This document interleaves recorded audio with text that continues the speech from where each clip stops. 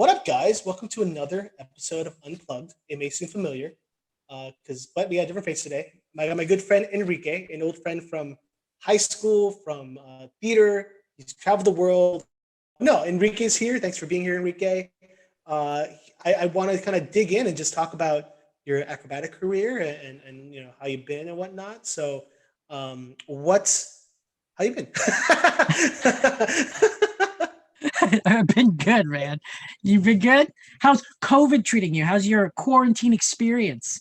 Good. I haven't got it yet. I feel like a boy who's like trying to resist getting cooties when it's Oh, everywhere. really? But luckily I haven't gotten cooties yet, so I'm good. I'm taking Like you're talking about precautions. COVID itself? If you call COVID cooties, then it has less of a fear, you Oh, know. that's So fair. Yeah.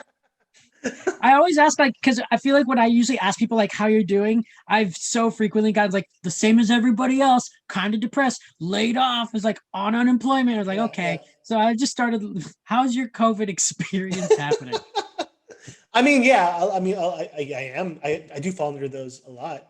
But I make the best of it. And my thing is, I'm just trying to get through it and not contact it and spread it to others. Yeah, for I sure. think that's what I fear the most. Like if I live by myself and if I was on my own in an island, then okay, I'm fine, But Different story. the fact that I could possibly pass it on to family members, work people, or Yeah. just a random stranger, Just like people who are just immune yeah, compromised. yeah, Yeah. that's the thing where it's so hard to see people be so cavalier. It's like, well, when you drive, you wear seatbelt, right? Why don't you wear a mask? If we're all about all lives matter, then why can't we just value each other's lives and just try to social distance and wear a mask? Because I've seen my father in a respirator. He couldn't talk. I never heard my dad's voice ever again after he put that respirator on. And then these people who have COVID are dying alone with respirator in their mouth. No one to talk to. You can't go online. You can't go on Facebook. You're like imagine going through your your last days, lying down, looking at a ceiling like that. That's for nobody. And like I've had friends who their family members died not from COVID, but just died from whichever reason. But they Hmm. couldn't go visit them. They couldn't see them on their last days because it's Were a they it's a contagious of some with something? no, Or because once you when you have anything in the hospital, you can't have visitors because the hospital itself is a sterile environment.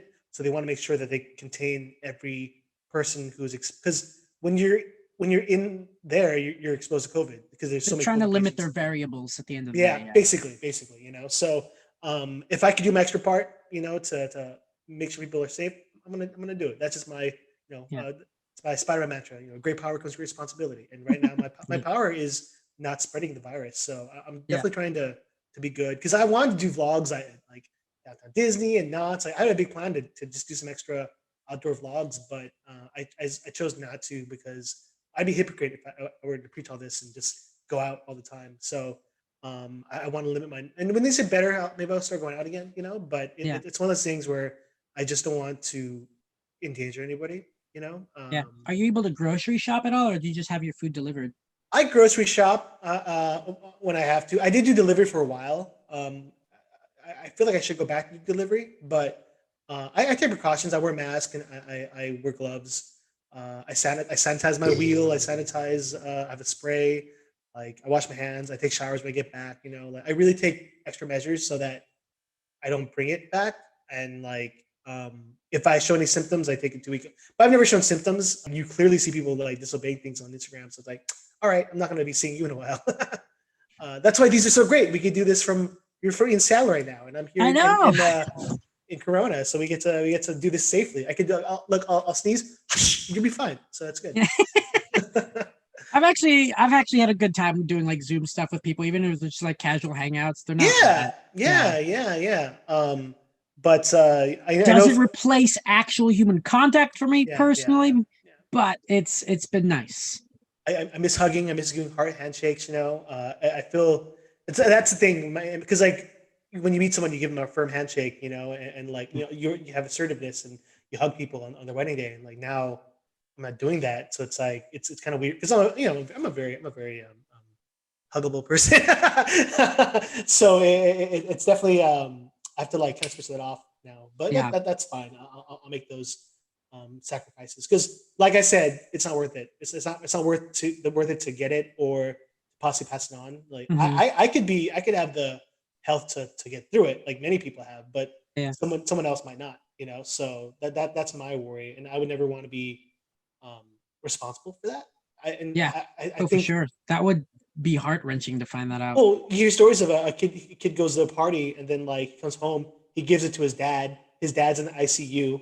Like this, like imagine being that kid, knowing that because you had one night of fun with your friends, that your dad's possibly gonna die, and those are his actions. There's no like maybe he got it from the market. No, he got it from his son who's being careless, and there's a wedding that shut down an entire And then you town. just sort of have that feeling for like Yeah. ever that you was like, did I kill my dad? Like, I don't want to have that question. Yeah, but I'm glad you're safe, you know, and you and I are both kind of Yeah, same. on sabbatical, you know, working entertainment. We're not essential workers right now, so Hmm. but you have such a cool job, and not a job, a career, in live entertainment as a acrobat and stunt performer. We have a lot of mutual friends who we work together a lot with, and Small world, man. It yeah, seriously trips me out, actually. Do you yeah. know this person? I'm like, yeah, I do. You know this person? It's like I'm sorry, I'm sorry. I don't like Katar either, you know. That's literally never been said ever. Be surprised. And then people are just like, I hate Qatar. He always makes me Fuck be that safe. guy. Gosh damn it. I live an acrobat life. Guy telling me to get inside the car. I do flips while the car's moving. Yeah, fuck that. How I live my life. I'm laughing the edge. But we talked earlier. We had a little malfunction earlier, so if in case we lost that info, we're just gonna kind of double up and kind of go back into things. Yeah, cool. But We'll backtrack a little. yeah, growing up, we did West Side Story together as kids, and like I remember you never had any acrobatic experience when you're younger, and then I see you really grow and do more stunt work and trapeze work and other things, you know, because when you think of acrobats or anything gymnastic or things like that, you think, oh, he was trained at 5 by a Russian trainer, you know, but you weren't. You were just you were much older when you started getting to this. So how was Yeah, that like? that was that whole story was weird because I was at the time I was at where was it? Oh, Fullerton Junior College. I was there and I got into a show called Midsummer Night's Dream, and it was directed by Gary Krinke. I'm not sure if you're familiar with him No, at all. I know Gary infamously, Yeah, I but feel like he's I kind of a might big deal in that area. I mean I don't want to say things, but I might sip some tea eventually in the future. Good, So bad, was your people know him. experience good or bad? Let me ask you. I had a very great experience with Okay, Gary. okay. Then you're part of a you're part of Yeah. that majority. I'm part of the minority of that. Okay. No worries. I've definitely But heard I understand. contradictory Yeah, stories. I understand. I understand the respect he gets, and I understand. And Yeah. he's a talented director and stuff. But my experience wasn't as pleasant. But I'll dig into that eventually in the future. Yeah, In I'm the actually future. really curious now. Maybe. You know Jason Todd, no Jason Todd Jason Jason. Todd. No, I'm well familiar. no, I know he goes by Jason Very Todd on angry Instagram. person. Yeah, no, Jason Evans, Jason. Well, he was like one of the only friends I had at my Yeah, time. Jason Evans works at Disney, right? Or worked at Yeah, Disney? yeah, Yeah. big blue eyes, nice Yeah. guy. Um, I called him Jason. yeah. Well, I think he did Robin at Magic Mountain for a while. Yes. Yeah, Yeah, yeah, I believe you're right. but no, he was like the only kind of like really nice person that was like nice to me at FJC. Hmm. Everyone else is like maybe it's just the Fullerton kids or um very competitive, very I didn't feel welcome there. And FJC was a tough egg to crack. yeah, like I'll just say that I didn't feel welcome there, Hmm. and maybe I'll delve into it in the future. I do want to have Jason on and talk to him about it because honestly, he was the only because like the entire time in that even getting that supporting role was like everyone in that production, not everybody, but a lot of people in that production, a lot of people kind of like made me feel like I didn't deserve to be there. I didn't deserve the role, and like I felt picked on. by Oh, that's Gary, unfortunate. by definitely actually the technician is really cool. You know what happened when the text told me like because when the text had my back, he was like Gary made it a point to make sure that I didn't get a spotlight on some of my on some of my scenes. Yeah, Really? fucked up, right? Yeah, yeah. Scenes I'm in where I'm singing, and like I'm like, what the fuck, you know? And like, but he's like, no, but I lit you because like you're the star of that scene. Like, you should be lit. Like, thank you, you know? Yeah, that doesn't Like, make any sense. dude, there's. I mean, I could go on about my experiences with Gary, but I mean, this isn't what Mhm. this podcast is about. Yeah, I know, right? Yeah, yeah. But I mean, That's I it's want to have funny Jason because on. like the Fullerton College years, even for me, but anytime I hear someone talk about it, I was like, it was such a cutthroat. Like, it's such a It was. weird for It that was. school to be just a junior college, as cutthroat as it was, and is like it just the way it operated was fascinating to me looking back, but also I was like, holy crap, that was overly harsh and unnecessary for, Yeah, for a junior college. because I had to take one of the classes too. Yeah, We Jason's did. super cool. I always He's liked super Jason. nice, and I did a press with him before that. West Side Story, same thing. Cast a bunch of dicks, you know, like I don't know why like some of these theater kids they grow up. I guess because they grow up doing dance and all this stuff and they grow up in this world.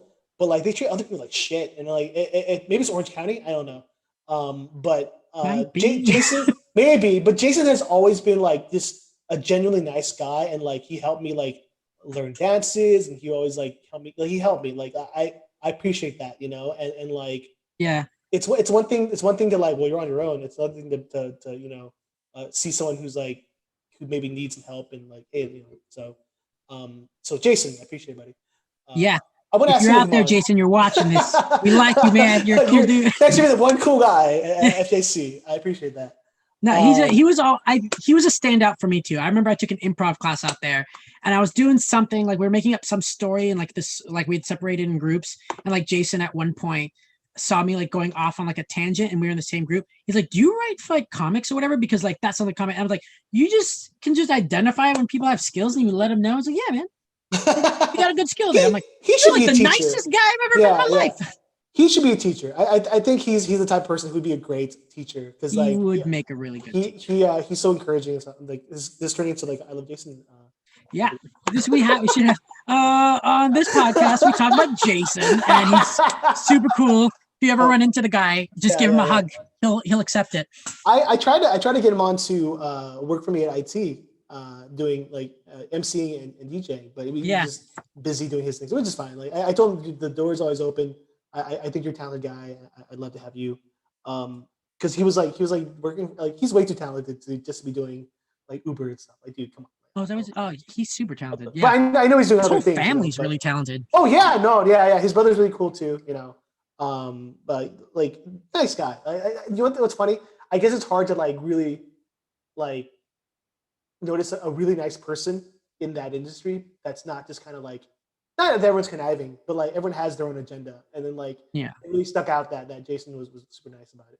But it's you know what's funny? You bring that up, and I feel like any audition, whether it was an acrobatic audition, the musical audition, stunt audition, you name it.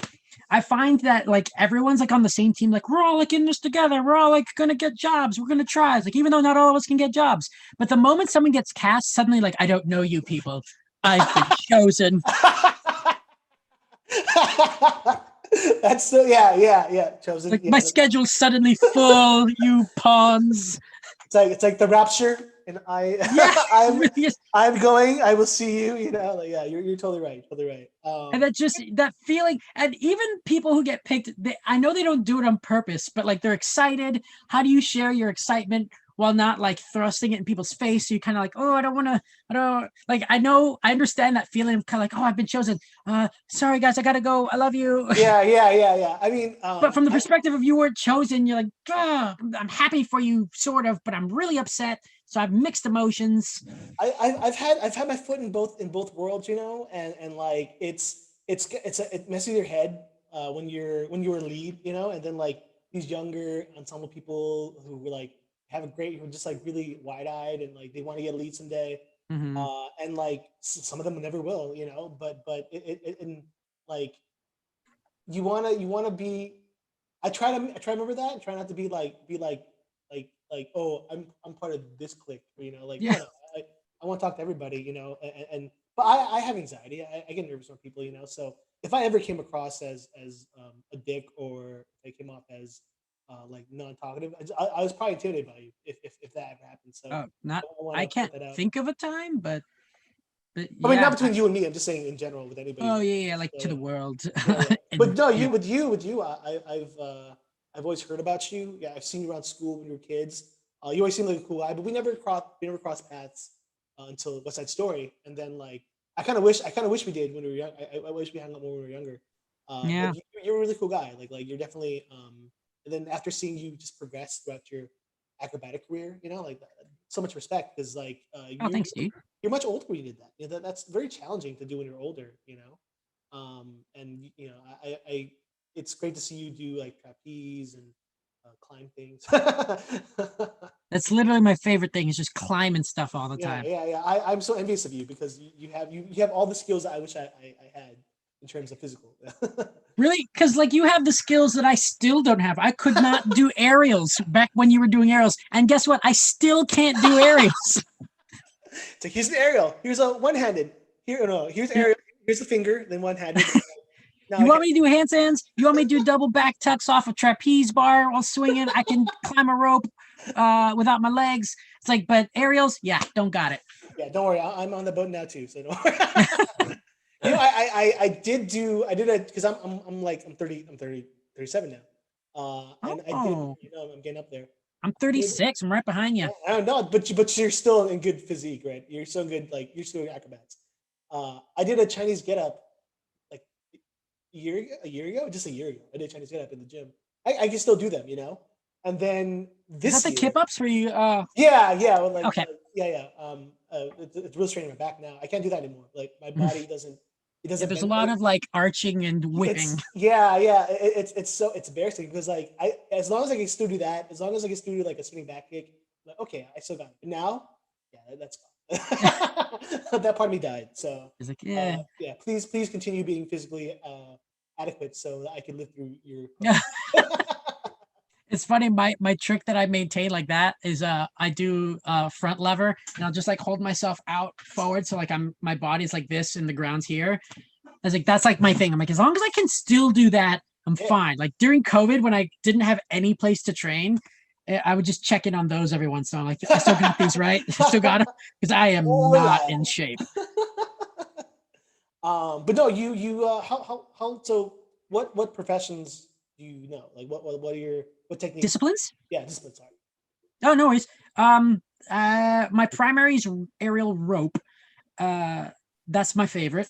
I usually favor anything that is looks like it came off the street, as it were.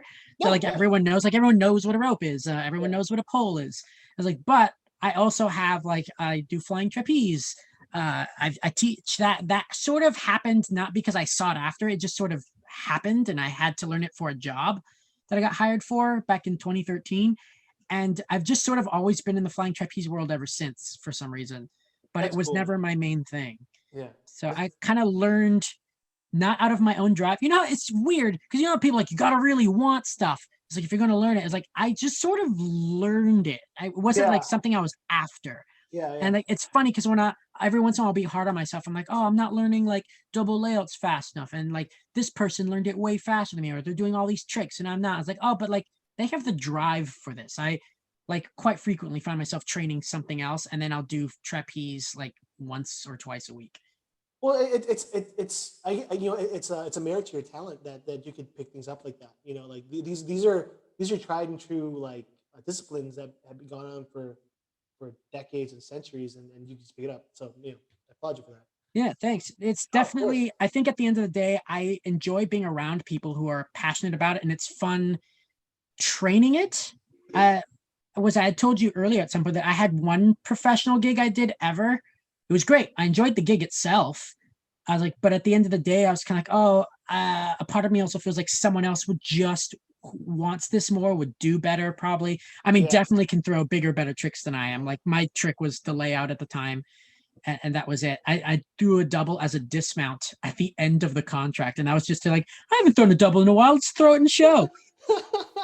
Like, what's the oldest like acrobats you've met, like because like people have been doing acrobats for like into their 50s, right? Like because Uh, I've seen a few circus documentaries. there's some like professional flyers that still fly to this day. Like they don't throw the big tricks they used to, like quads or anything like that. Uh, But I do know there, in terms of casual flyers, we've had what do they? I forgot what they call themselves here, but we had a lot of older people here, like I think 60s and over, who are wow, students that'll come and fly here at Emerald City wow, in Seattle. wow. 60 and older, so Yeah, that's they were on the crazy. news a while back too. They're like some of my favorite students that we have here too. Dude, if you ever want, I mean, if you ever want to double up and do an interview with me and you and them, that'd be cool. I'd love to hear Yeah, I think you their life would get story. a kick out of them. They're Oh amazing. yeah, yeah. Because yeah, I mean, everything you're doing is like that childlike dream of like running away to the circus. You know, that's literally what you're doing with your life, That which is very phrase cool. alone, yeah. Yeah, yeah. Which you don't hear anymore. It's more like running away and starting a TikTok. You know, I know, that's right? it. It's really funny. You have to do work. You're not just swiveling your hips on a video. Eh, Don't get me started on TikTok. Oh my god. that's Because funny. but do you feel that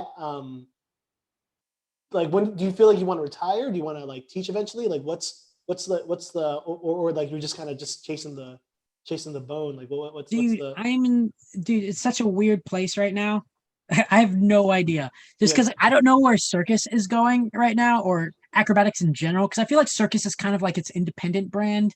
Then you have Cirque du Soleil, which is another brand, despite the fact that the disciplines overarching are the same, but people associate them differently, yeah you know? yeah And which is funny to me because like I had an experience where I went grocery shopping and I talked about when you're at like Trader Joe's and like, hey, how's your day? And like, pretty good. I just got done training and like I just threw a passing thing like that. So girl, you at the gym? I was like, oh no, I was like doing acrobatics and stuff. I got a job that I got to maintain because I was back from break. I was in the Dominican at the time, and he's like, oh, I was like, you going Dominican?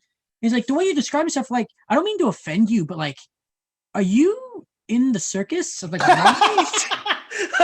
I think if they like if you said like are you a gypsy then maybe that'd be but like is circus performer a derogatory? Apparently, it's offensive. I don't know. Yeah. Yeah, I was surprised. I'm like, I'm not offended at all. I was like, yeah, I'm doing a contract out there in the Dominican. You should have said like hey that's our word. Yeah. It's like, how dare you? You How cannot dare you? use the C word. Are you ringleader? No. So you better watch your mouth, son. I got a bag of peanuts. I'm gonna throw at you right now. It was funny. I was like, I didn't know how to respond to that. It was so awkward. I was like, it's not offensive at all. I was like, but yeah, I do a lot of circus work and I'm doing a contract right now. And at the time, I happened to be doing a contract that had Cirque du Soleil involved. Yeah. And Cirque du Soleil and this other company, Club Med, were doing this combo program where they had a bunch of acrobats like teach acrobatics to the guests at this hotel, but we would Okay. also do performances. Of So course. Cirque du Soleil had this hand in how it would visually look for that avenue. It didn't have the whole Cirque du Soleil, this is a Cirque du Soleil show, but the programming and the formula for the style in which the performance was done was very Cirque du Soleil, very welcome to the world, Yeah. of Yeah. this thing. And so the moment I said Cirque du Soleil, the guy was like, "Oh, Cirque du Soleil! Oh, dude, that's freaking cool, man! That's awesome!" Suddenly, like it wasn't offensive anymore. I feel well. Cirque du Soleil is still thriving. Maybe a few productions By have gone through it. thriving, do you mean bankrupt right now? Are they bankrupt right now? They There's some they productions filed that for got bankruptcy they at the did. beginning of COVID. Oh, I think I remember that. Oh yeah. Well, I mean, okay. I mean, before COVID, like Yeah, because it was the only circus in town because Ringlings is gone.